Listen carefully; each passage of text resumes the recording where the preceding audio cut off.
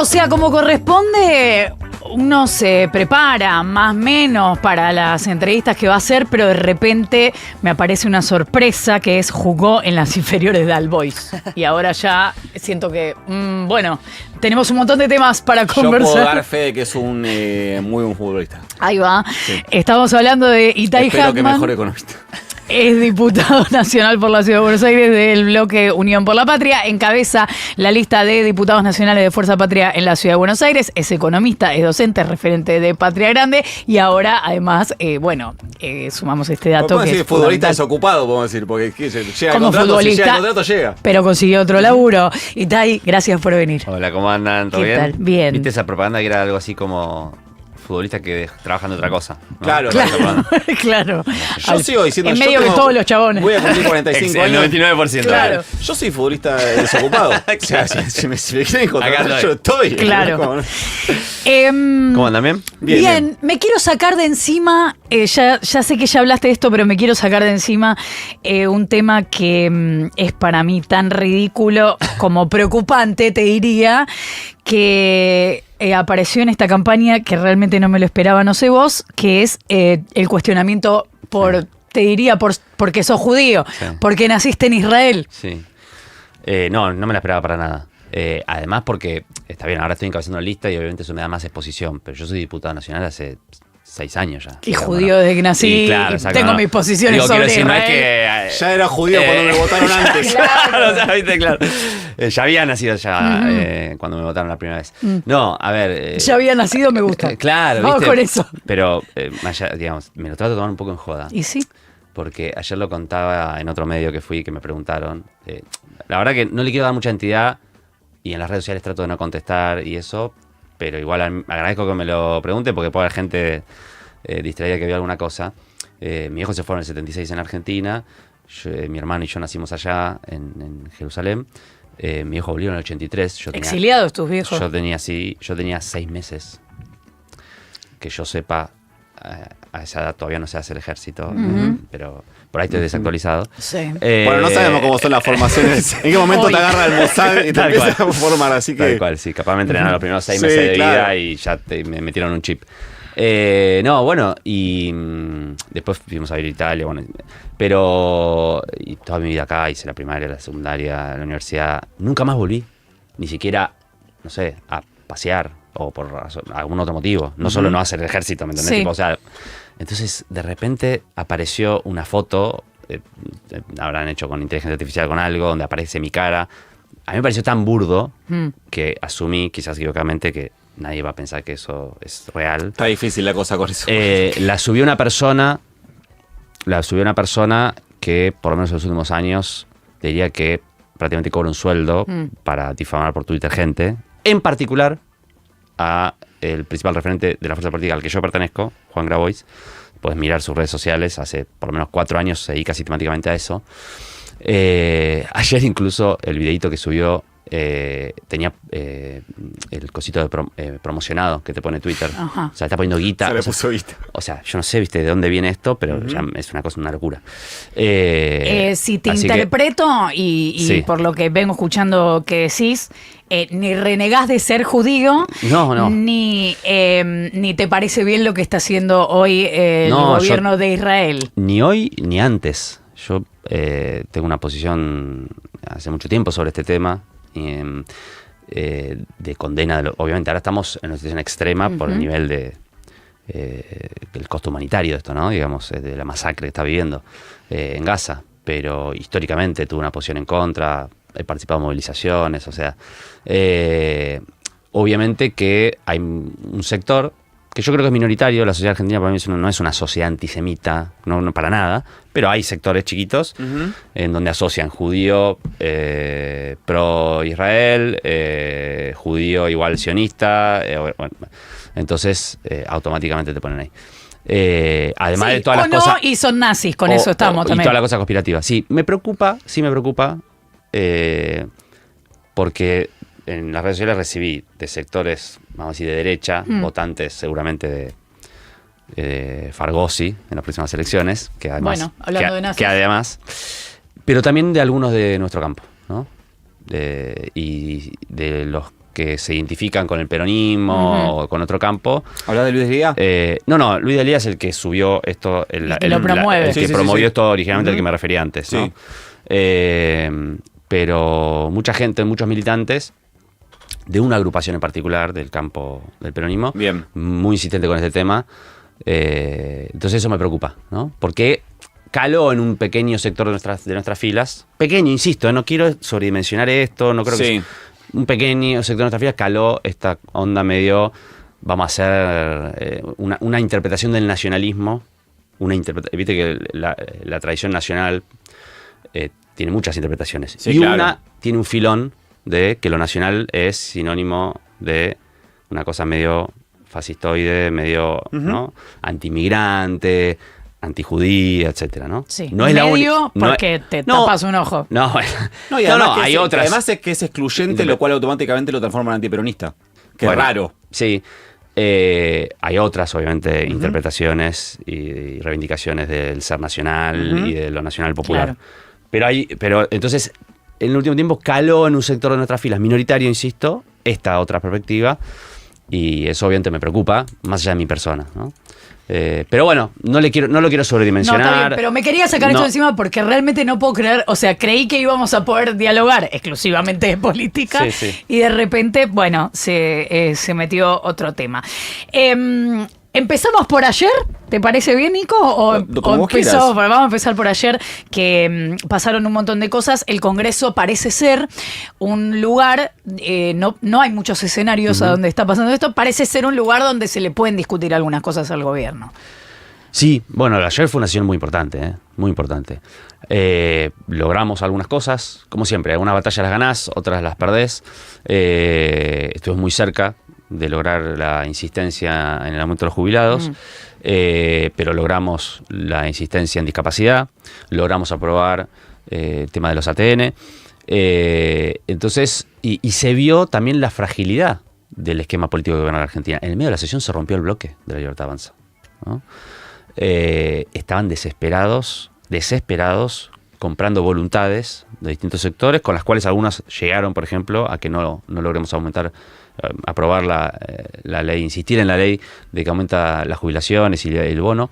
Entonces, creo que ayer se evidenció una enorme fragilidad de la coalición de gobierno, que tiene que ver con el contexto más general que estamos viviendo. Yo veo a un gobierno muy desesperado, ayer lo decía en la Cámara, con una macroeconomía que se le está escapando de las manos, muy frágil, todas las medidas que tomaron las últimas semanas, desesperados para contener el dólar. Entonces me parece que estamos frente a una situación muy frágil en lo político, en lo económico, y por eso es tan importante para los que estamos en la vereda opuesta de lo que Milei representa, ¿no? En lo que representa en términos de gobierno, en términos de filosofía de vida, que estas elecciones sean una enorme oportunidad para darle un fuerte respaldo a los que venimos ejerciendo una oposición frontal al gobierno. Ahora, y tal, si salimos de estrictamente la coyuntura de la sesión de ayer y pensamos hacia adelante, que es la razón por la que estás acá, esos candidatos, estamos hablando del Congreso que viene, la conformación, nada hace prever, más bien lo contrario, que las condiciones materiales que hoy muestran esta debilidad del gobierno vayan a agravarse, más bien lo contrario, que incluso en un escenario que no necesariamente sea arrasar electoralmente, las condiciones materiales de representación del oficialismo en el Congreso van a mejorar en la Cámara de Diputados e incluso podríamos decir que más en el Senado de la Nación, por lo cual estas condiciones que vos decís hoy de debilidad que permiten que él entre en algunas balas del gobierno, presumiblemente ese escenario va a ser más complicado para la oposición a partir de lo que viene. Lo que probablemente pase en las elecciones es que la Libertad Avanza va a avanzar sobre el espectro de la derecha, ¿no? Hoy tenés un bloque de la Libertad Avanza en Senado de Diputados pequeño y bloques aliados, ¿no? El PRO, etcétera. Seguramente lo que va a pasar es que se va a pintar más de violeta todo eso. Sí. Hay que ver si después en la cuenta final total del oficialismo, contando hoy como oficialismo también al PRO y a otros aliados, si agrega más, decís vos. Seguramente va a ser más nítido y más alineado con el oficialismo. Aunque te voy a decir, en estos 2 años han sido mucho más los bloques aliados los que han defendido, los que han argumentado, con los que hemos polemizado las leyes del gobierno, que con los de la Libertad Avanza, ¿eh? Yo me acuerdo cuando discutimos la ley base, me acuerdo las leyes importantes, el debate era con el PRO. Ah, sí, claro. Más por debilidad, Sí. por debilidad de los diputados, por lo menos en el caso de la Cámara de Diputados, Sí, de incluso Libertad Avanza. por expertista, hasta por expertista, Sí. te diría. Entonces, Tiene más gimnasia parlamentaria. sí, y más expertise política en general. Sí, ¿no? sí. Los cuadros en general que uno mira, que uno ve en la Libertad Avanza, no se caracterizan ni por sólidas formaciones intelectuales, ni por muchas veces entender. Ahora, lo que yo creo es que lo que hemos tenido todo este tiempo es un sector, que es el sector del medio, llamémosle, ¿no? Sí. Que es el sector que ha muchas veces definido votaciones, El que se balancea. el que se balancea, Ujú. y que lo que pasó ayer es muy sintomático. ¿Cómo hizo el gobierno para que no podamos aprobar el aumento de los jubilados?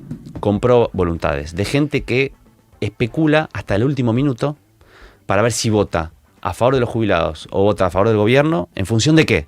En función de una negociación, en función de un cierre de listas, de si lo cagaron o no lo cagaron en cierre de listas. Bueno, yo no quiero que los diputados y diputadas, a la hora de tener que votar a favor o en contra de los jubilados, a favor o en contra de la discapacidad, a favor o en contra del Garraham, a favor o en contra de las universidades, su voto dependa de si lo cagaron en un cierre de listas o si le dieron no sé qué cosa.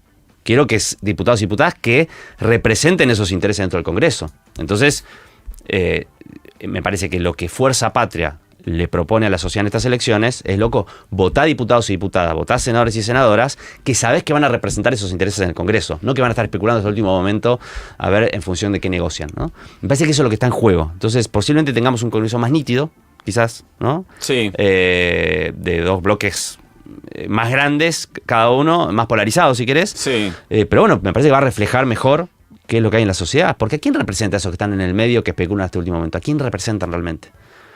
No sé, digamos, pueden representar a un gobernador, pero no creo que estén representando a una porción de la sociedad.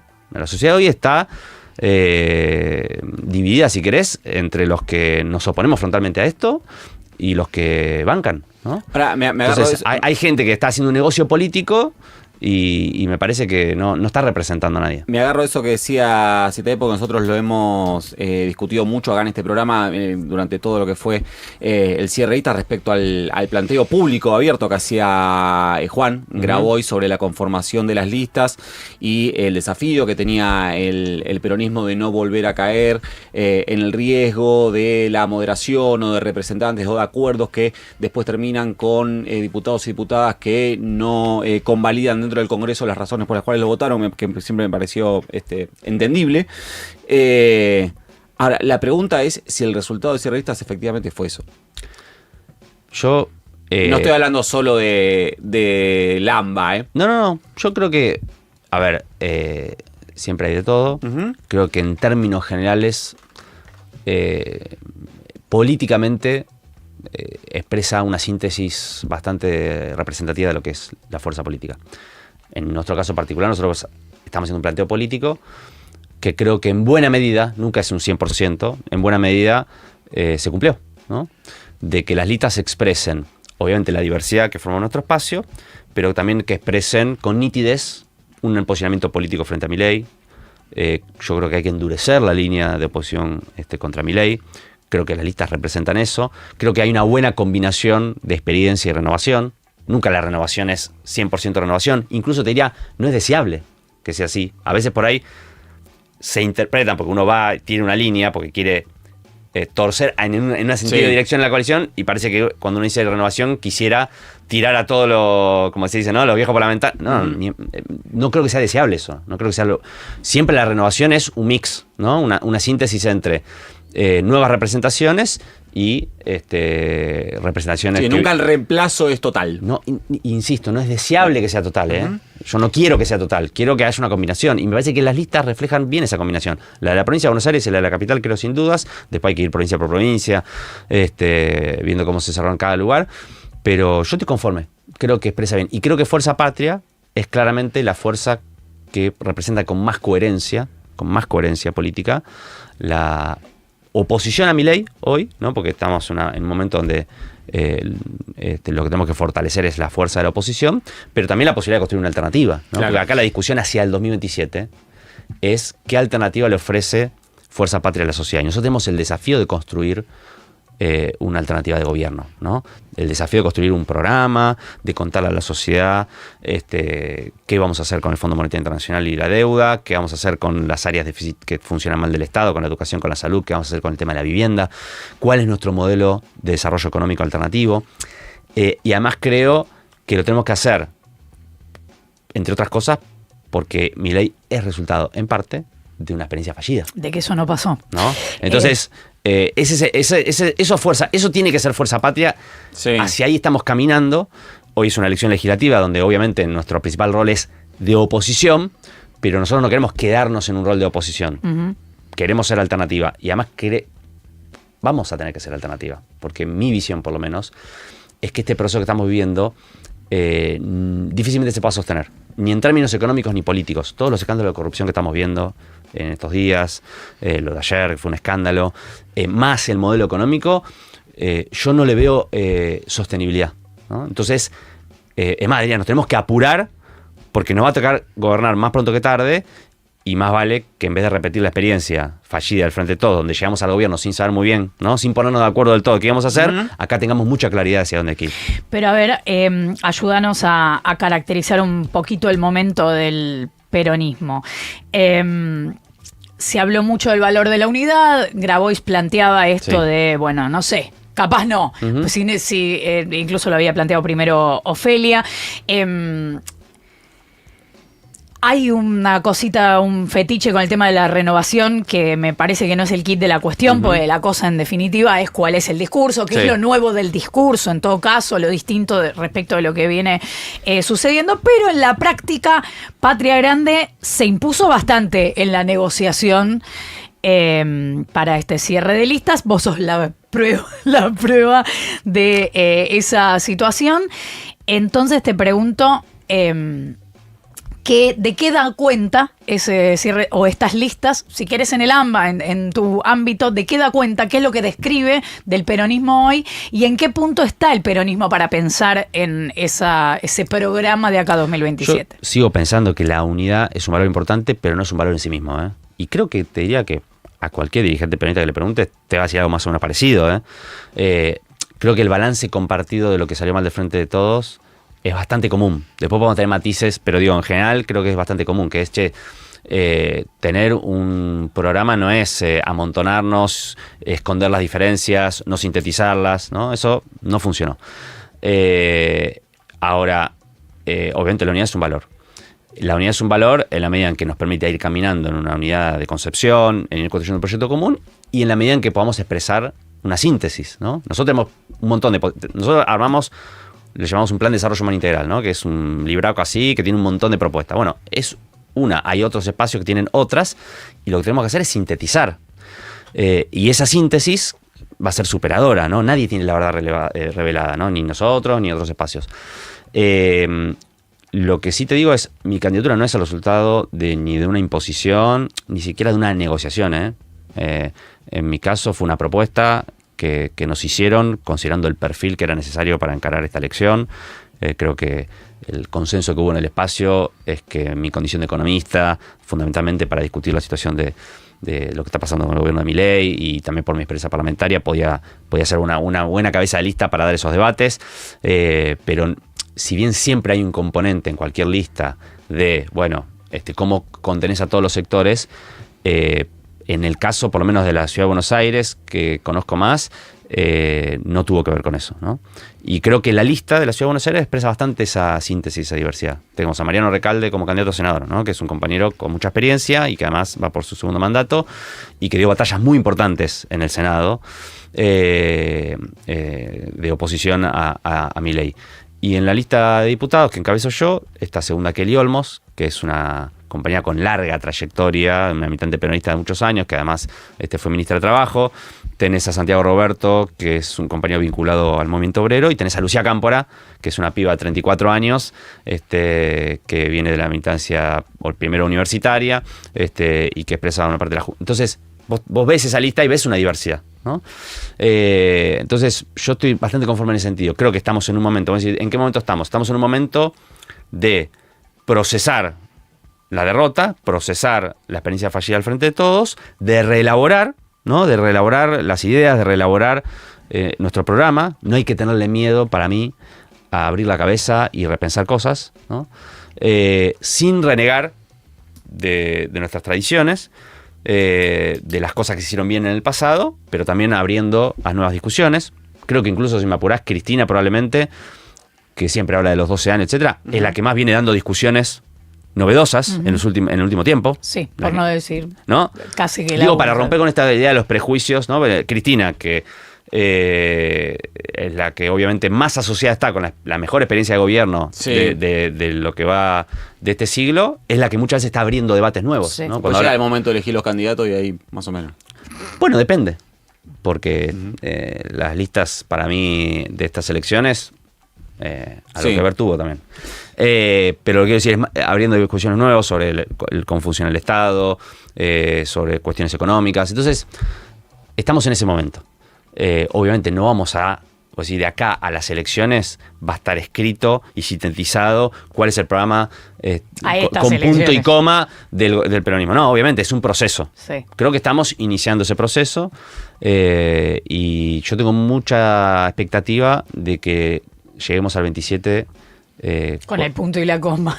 Sí, obviamente, a ver, y creo que la sociedad nos lo va a exigir. Ese es el punto. Está exigiendo, me parece, claro, ¿no? Y está bien, y tiene razón. También para mí es una campaña y un momento para escuchar mucho a la sociedad, ¿no? Para escuchar, para aprender, para pensar fuera de la caja, ¿no? Nosotros vamos a discutir un modelo de industrialización, de desarrollo económico acorde al siglo XXI, ¿no? Tenemos que discutir seriamente cómo encaramos temas muy profundos hoy que atraviesan la sociedad argentina. Para mí el tema de la vivienda es un tema central. No digo que no hayamos hecho nada sobre eso, pero es un tema que tiene una centralidad que no se resuelve con, bueno, X plan de vivienda, no, es un problema muy de fondo, es un problema global además, ¿no? Que afecta a los sectores populares, que afecta a las clases medias, ¿no? Obviamente el tema de educación y salud tenemos que repensar muchas cosas. A mí lo que más me preocupa es cuando nosotros quedamos en una suerte de defensa de un status quo, ¿no? Frente al ataque de Milei, que quiere destruir la educación, la salud, nosotros la casta defendemos, ¿no? Defendemos las universidades. Y ahí tenemos un problema porque está bien defender. Yo quiero defender las universidades públicas, pero yo milito para transformar la realidad, no para defender las cosas como tal como funcionan. Pero está bien la trampa en la que te deja el gobierno. Claro, bien claro. jugado. Entonces, ¿nosotros cómo salimos de esa trampa? Bueno, ni cayendo en una posición conservadora, ¿no? De defensa de un status quo, que es el lugar donde nos peligrosamente podemos quedar. Entonces ellos son la rebeldía y nosotros somos la defensa del status quo. Ni asumiendo que todo funciona para el orto, esto es un desastre, ¿no? Que es un poco el discurso del gobierno, ¿no? Bueno, tenemos que encontrar una diagonal ahí. En la Argentina hay muchas cosas que funcionan bien. Mira, yo te voy a decir, yo creo que los principales ataques que está haciendo el gobierno, Garrahan, educación pública, jubilaciones, ¿no? Todo lo que digo, más que una cuestión económica de ajuste, que por supuesto hay una dimensión de eso, de ahorro fiscal, hay una cuestión ideológica muy fuerte, ¿no? El gobierno ataca esos lugares porque ideológicamente, ¿no? Está dando una batalla contra valores muy importantes de la sociedad argentina, ¿no? Que tiene que ver con el derecho a la universidad pública, que tiene que ver con el derecho a una salud pública, que tiene que ver con la protección de los sectores más vulnerables, obviamente los jubilados. Entonces, y en particular los jubilados se los agarra con los de la mínima porque sabe que una parte importante de esos son los que entraron con la moratoria y ellos tienen un discurso ideológico muy fuerte contra esta idea de que el Estado jubila a la gente que no aportó. O sea, no es un tema solamente de guita, eso es lo que quiero decir. No es un tema solamente de cuánta plata se ahorra, es un tema ideológico. Y nosotros, esa batalla te diría que es tan importante como la batalla material. Ahora, ¿no? en eso de qué representás tiene me parece a mí, tiene un problema, el peronismo, Fuerza Patria en este caso, que no es una cuenta que yo considere que vaya, o no es un debe que debe ir a la cuenta de Patria Grande. Ahora vos tenés, cuando vas a lo mejor que representa, termina siendo ya, a mi humildísimo entender, una foto medio en sepia, algo que pasó hace 15 o 20 años, entonces vas ahí con las banderitas de YPF, de las AFJP, todas cosas naturalmente muy valiosas, incluso en términos de derechos individuales, muy valiosas, pero están votando un montón de personas que no se vieron afectados por esas cosas, o les quedó viejo, o no saben qué pasó ahí, qué es esa. Y la foto más reciente no representa esto que ustedes están diciendo, che, vótenme porque hace esto. Y te voy a decir, pero capo, si los que están en la lista con vos, lo saqué hace 1 año y medio.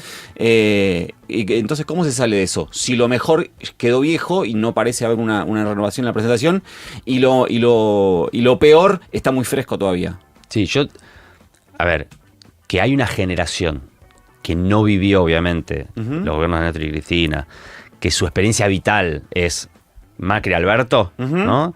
Y seguramente algunos de esos votaron a Milei, porque obviamente su experiencia de los últimos, desde que tiene conciencia política hasta hoy, son 2 gobiernos fallidos. Eso existe. Y con eso hay que dialogar, ¿no?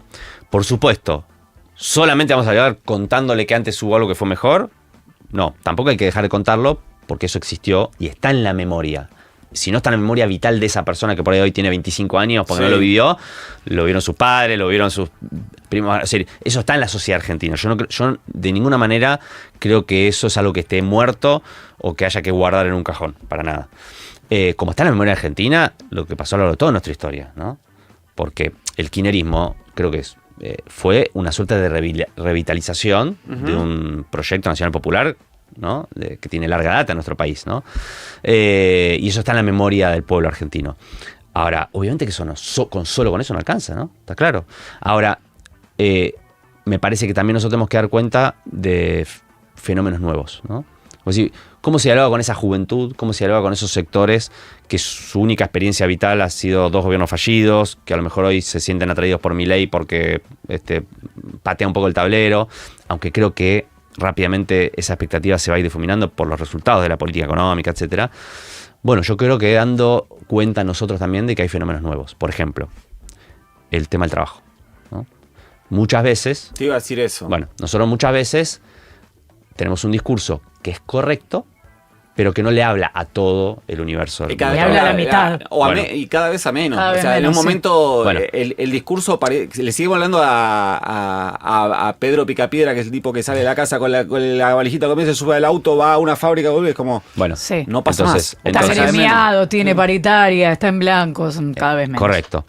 El gobierno encontró un ángulo ahí, ¿no? Entonces hay un ángulo, bueno, históricamente la derecha, el liberalismo, con la flexibilización, y esto que conecta con una nueva forma de trabajo.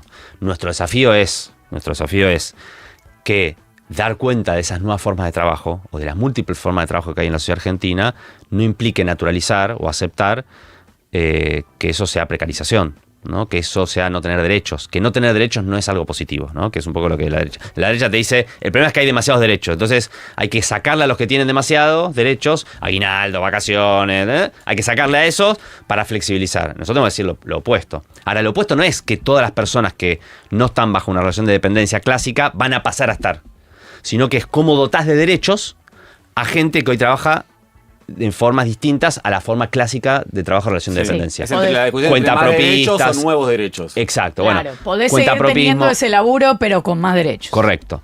Y eso también es un fenómeno que pasa en los sectores populares, nosotros le llamamos a economía popular a eso, pero también pasa en los sectores medios, Por supuesto. profesionales, Sí. ¿no? Entonces, eso es un ejemplo de decir, bueno, che, nosotros tenemos que tener una propuesta sobre esto.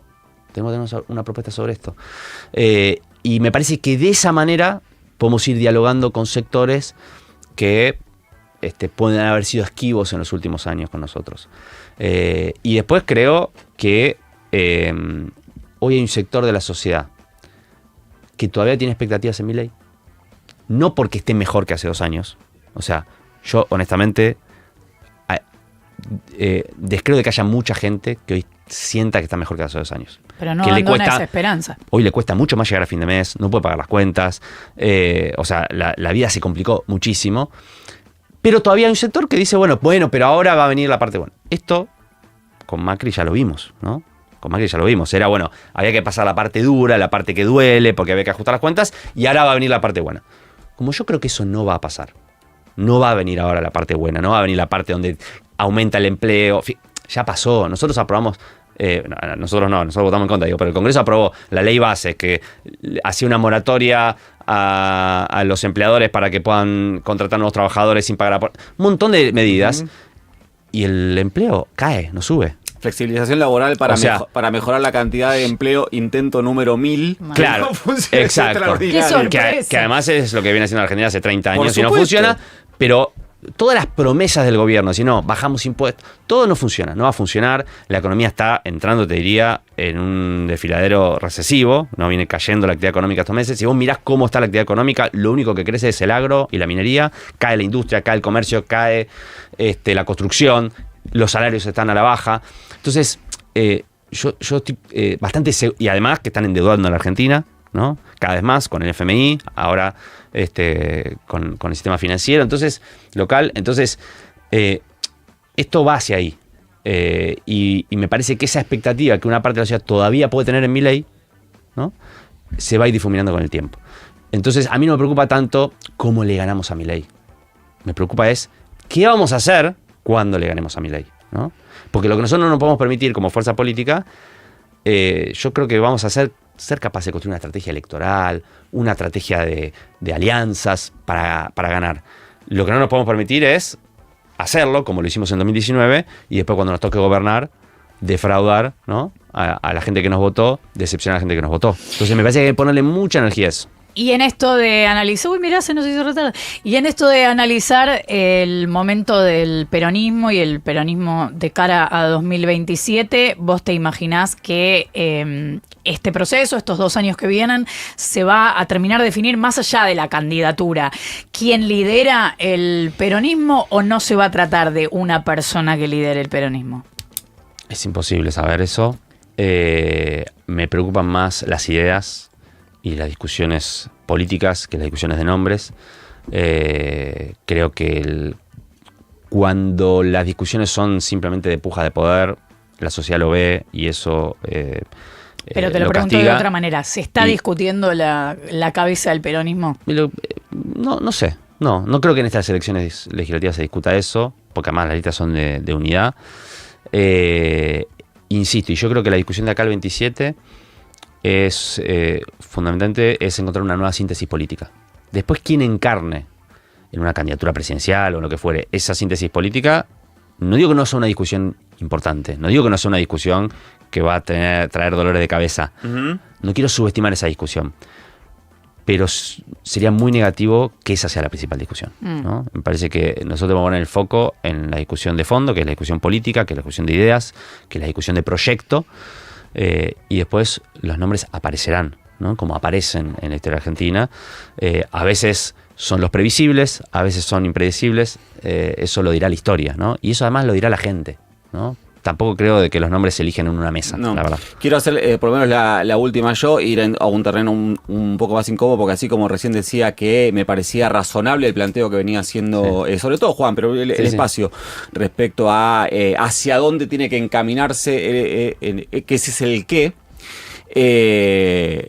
Tengo otra mirada respecto al cómo hacer ese planteo, porque yo entiendo lo que vos decís de estamos discutiendo ideas, no personas. Ahora, si yo lo escucho a Grabois, de cada 4 palabras que dice, una es masa. Entonces, termina quedando la sensación de que sí se trata, en definitiva, de personas. No, digamos, más allá de las formas de expresarse, sí. Juan tiene una, yo puedo tener otras, etcétera.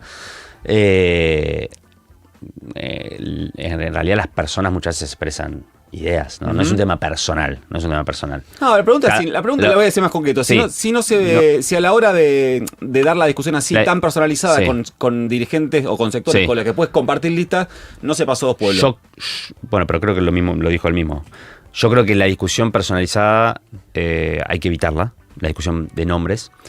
En todo caso, es una discusión de ideas, de intereses, y nadie, y creo que todos estamos de acuerdo en que todos los que somos parte de esta coalición, de este movimiento, de este espacio, nos unen muchas cosas, ¿no? Que son lo que nos diferencia del gobierno. Y después sabemos que tenemos diferencias y que en todo caso la discusión es cuál de esas posiciones termina hegemonizando o primando una sobre la otra, ¿no? Pero es una discusión de intereses, de ideas, y no de personas. Yo coincido con vos, que no hay que personalizar. O en un momento era, si está esto, yo me voy. O sea, veces, la línea, el subtítulo era, o el zócalo de canal era, si está Massa, yo me voy. Era eso un poco el planteo de Juan en un momento. Sí, a veces es el problema de personalizar, pero la discusión no es de personas, es de ideas. A veces la forma más fácil de identificar ideas a través de personas. Sí, se entiende. Vale para Massa o vale para Juan. ¿no? Total. Digamos, vale al revés también. Decir, bueno, gracias. Y a veces los medios pasa eso, digamos, que si yo te tengo que explicar cuáles son las discusiones de fondo y si te digo, bueno, tal o tal, bueno, es más fácil que todo el mundo lo entienda. Así que me parece que esa es la discusión de fondo. Nosotros, mira, cuando armamos el plan de desarrollo humano integral se lo mandamos a todos los think tank, como se dice, ¿no? Los centros de estudios que tienen casi todos los espacios que forman parte, incluso fuera del peronismo también lo hicimos. Y se lo mandamos al Frente Renovador, se lo mandamos a todos, ¿no? Para abrir una discusión. ¿Y tuvieron una devolución? Tuvimos algunas devoluciones, sí. Tuvimos ¿Del Frente devoluciones. Todavía no. Pero mira, después de las PASO del 23, que fueron Juan y Massa. Le dio la carpetita en el escenario. La carpetita. No, pero para reconocer, Sergio tomó cosas de esa carpetita. Pero no solamente, digamos, no me refiero a la campaña. En su gestión, porque Sergio era candidato a presidente y ministro de Economía. Una de esas propuestas, por ejemplo, era llamado un registro único de solicitantes de tierra, que era hacer un relevamiento por el problema de la excesiva concentración demográfica que tenemos en nuestro país, ¿no? Digamos, somos un país gigante, con pocos habitantes, pero vivimos todos hacinados acá alrededor de este lugar, ¿no? De la ciudad de Buenos Aires. Entonces, para resolver ese problema, uno de los problemas estructurales de la Argentina, se llevó adelante un registro donde la gente decía si estaba dispuesta a mudarse a X cantidad de kilómetros a cambio de tener un lote con servicios donde se pueda construir su casa, ¿no? Como una política de desconcentración de la población. Se notó más de 1 millón de personas. Y ese registro... ¿Más de 1 millón? Sí. Y esa política la llevó adelante Sergio Massa a propuesta de Juan Grabois, después de las PASO. Pero no alcanzó para llevarse bien con Massa. No, te quiero decir como un ejemplo, pero lo de llevarse bien o mal no es lo importante tampoco, si se llevan bien o mal. Lo importante es que podés acordar. Y eso es algo que se acordó, que se llevó adelante. Obviamente después de eso venía la política, que para eso tenía que ganar Massa las elecciones, claro, cosa que no ocurrió. Obviamente se hizo el registro, pero no se hizo la política que venía después porque ganó Milei. Pero era una dirección. Entonces, esas son las cosas importantes. O sea, van a encontrar una síntesis, decimos. Yo estoy convencido que la vamos a encontrar. Y me parece que lo más importante es que ese proceso lo demos de cara a la sociedad. Yo sé que hay mucha gente que a veces no le gusta que muchas discusiones se den a cielo abierto, ¿no? Entonces te dicen, no, pero escúchame, siéntense en un cuarto, cáguense a trompadas y resuelvan. Hay cosas que se pueden hacer así, pero hay cosas que no. Y hay cosas que son debates públicos. En todo caso hay que encontrar el tono, pero son debates, y está bien que sean públicos. Porque está bien que la sociedad participe también de esas discusiones, ¿no? Entonces no hay que tenerle miedo a la discusión, no hay que tenerle miedo a las contradicciones, ¿no? Cuando uno tiene muy claro quiénes son tus adversarios principales, ¿no? Quiénes son tus enemigos políticos y quiénes son aliados con los que puedes tener contradicciones, puedes tener cualquier debate, sin problema. El problema es cuando te confundís una dimensión con otra, ¿no? Mientras que eso no nos pase, yo estoy a favor de que se den las discusiones, que se den discusiones públicas, con el mejor tono que se pueda, pero que sean de cara a la sociedad. Porque si no, la sociedad también, el peligro que tenemos, es que los trapitos al sol, ¿no? Entonces, pero también tenemos el otro peligro, que es que la sociedad vea en nosotros una fuerza muerta, una fuerza que no discute, una fuerza que no procesa de alguna manera, sobre todo cuando tiene una derrota. Además, sí. Es una fuerza que está muerta. Yo cuando veo muchas discusiones, mucha gente le angustia, pero también digo, loco, bueno, habla de una fuerza que está viva, una fuerza que tiene discusiones, que está procesando una derrota como la que tuvimos. Sí, pasa algo que es extraordinario y que tiene mucho que ver con nosotros, cuando digo nosotros, los medios de comunicación, que es que se dice en simultáneo, que es, che, loco, viven discutiendo públicamente y los mismos dicen, che, no hay autocrítica. Es literalmente lo que está pasando, capo. Y aparte, no quieren opinar del otro, les decimos. A mí me preocuparía más si no hubiera ningún debate. Si en nuestro espacio, en el Movimiento de la Nacional Popular, no hubiera ninguna discusión, me preocuparía mucho más. Porque flaco, hiciste un gobierno malísimo, ganó Milei y no tenés ninguna discusión. Sí, eso sería mucho más preocupante. ¿Cuál es la discusión y si es de personajes? ¿Cómo encauzar la discusión? ¿Cómo darle contenido? Se nos recontra fue el programa, pero no quiero irme sin decir, y obviamente darte lugar si quieres decir algo de esto, que está poco puesto sobre la mesa, por lo menos en lo que yo he escuchado, desde el peronismo y bastante más desde otros actores. Por ejemplo, Miriam Bregman esta semana, que es una elección que no es cualquiera, sobre todo para el peronismo, con Cristina Fernández impedida de ser candidata por decisión judicial. una sugerencia de Cristina Fernández que eso no esté sobre la mesa o es simplemente que, no sé, no pintó? No creo que no esté sobre la mesa. ¿No crees? Esta es mi segunda entrevista. Ayer di otra, hablé del tema. Casi que cerramos hoy, y que no, para nosotros es un tema central. Pero no solamente no es solamente la defensa de Cristina. En nuestro caso, obviamente, Cristina es una compañera, la defendemos. Para mí fue la mejor presidenta que tuvo la Argentina, por lo menos de las últimas décadas seguro. De los últimos 50 años seguro. Pero más allá de eso, nosotros, esta es una elección que ya está enrarecida del inicio. Pero no solo la elección. Milei es el resultado también de una democracia que ha sido pervertida con la proscripción de Cristina. Cristina ya está proscripta de antes, ahora está presa también, ¿no? Y nosotros siempre consideramos que el ataque a Cristina, la persecución contra Cristina, la estigmatización, tiene que ver con que Cristina es el principal obstáculo que tienen los sectores dominantes del poder real para llevar adelante su proyecto de país. Milei es un instrumento. Macri fue un instrumento. El proyecto de país es un proyecto de país que históricamente ha tenido los sectores dominantes en la Argentina, que consideran que el peronismo, o si querés actualizarlo, el kirchnerismo, es el problema de la Argentina. Y entonces, históricamente han sido antidemocráticos porque históricamente han considerado que ese era el problema, ¿no? Que había que aniquilar una fuerza política, había que aniquilar una identidad política para construir un país acorde a sus intereses. Entonces, para nosotros el ataque a Cristina tiene que ver con eso, no con una cuestión solamente electoral. Y por eso la defendemos. Y Milei es la máxima expresión de eso, porque Milei representa una fuerza política que además tiene una discusión global incluso sobre esto, que está buscando salir de la democracia. Yo estoy convencido de que estamos frente a un gobierno que es capaz, ya lo ha hecho, incluso te diría en estos 2 años, que juega al borde todo el tiempo, ¿no?, de la institucionalidad democrática, pero que es capaz de salirse de las reglas de la democracia. Incluso amenaza con eso, ¿no? Permanentemente amenaza con eso. Cuando Milei dice me saca con la pata para adelante, cuando Milei dice no me importa lo que vote el Congreso, yo igual no lo voy a hacer, está diciendo, en el fondo, yo voy a hacer lo que tengo que hacer, me chupa un huevo, que diga el Congreso, que diga la gente. Él no cree en la democracia, lo ha dicho muchas veces, su corriente filosófica no cree en la democracia, más bien cree que la democracia es un problema. Es lo que está pesando hoy el nuevo poder económico global. Es una discusión que está hoy en el centro de Estados Unidos, en el poder global, que es, loco, la democracia no nos sirve más, ¿no? En términos de ellos, la democracia tiende al populismo.